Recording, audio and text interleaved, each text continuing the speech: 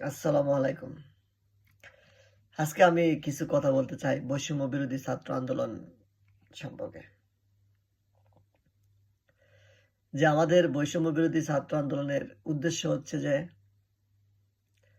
সমাজে কোনো বৈষম্য থাকবে না। যার যে প্রাপ্য সে তা পাবে।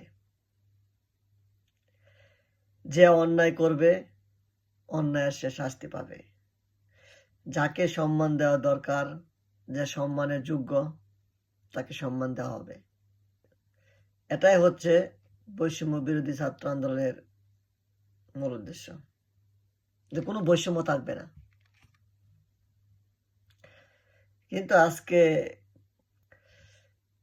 যা দেখলাম যে 15ই আগস্ট আমাদের মুক্তিযুদ্ধের মহানায়ক শেখ